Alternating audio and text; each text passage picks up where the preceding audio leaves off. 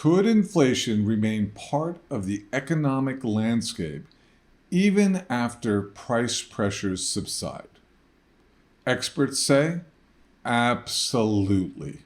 In fact, one of the world's most renowned economists says that we are already living in a new era of elevated prices he calls the age of inflation.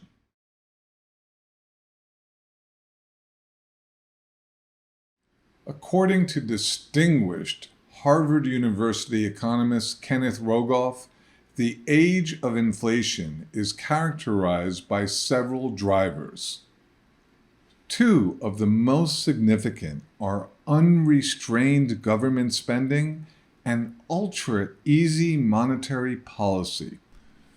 According to Rogoff, the stage was set for this new inflationary fiscal and monetary environment by historic levels of spending reached during the health crisis. Professor Rogoff said recently that, fearing a health crisis-driven recession, governments and central banks were preoccupied with jump-starting their economies. They discounted the inflationary risks posed by combining large-scale spending programs with sustained ultra-low interest rates. He added, inevitably, stimulus spending is political, and those who promote large rescue packages are often also motivated by the opportunity to expand social programs whose approval in Congress might in ordinary times be impossible. Case in point, do you remember the Build Back Better Act? A watered-down version of that legislation eventually became a law known as the Inflation Reduction Act. When Build Back Better first came to life in its original form, it was a $3.5 trillion monstrosity that the New York Times reporter Jonathan Weissman characterized as the most significant expansion of the nation's safety net since the War on Poverty in the 1960s.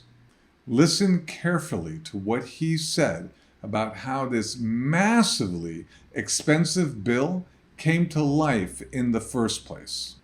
The health crisis loosened the reins on federal spending, prompting members of both parties to support showering the economy with aid.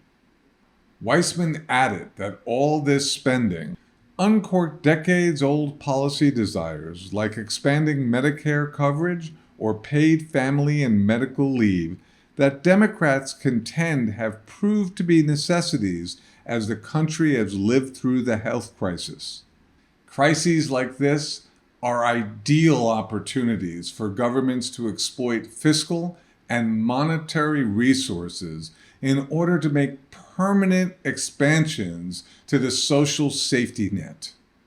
Kenneth Rogoff says we can expect a continuing stream of such crises, noting, today, large-scale global shocks such as war, the health crisis, and drought seem to be coming one after another or even at the same time. History suggests that these periods of fiscal and monetary excess open the door to further exploitation by opportunistic politicians bent on casting the social safety net as wide as possible. As that happens, what are perhaps the two most fundamental drivers of inflation can become embedded in the nation's economic fabric.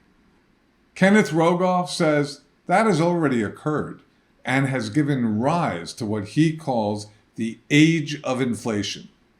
So I'll leave you with one final question. What steps have you taken to prepare? That's why I suggest you take the time to learn more about what's really going on in the economy by attending our exclusive one-on-one web conference at AugustaPreciousMetals.com/webconference.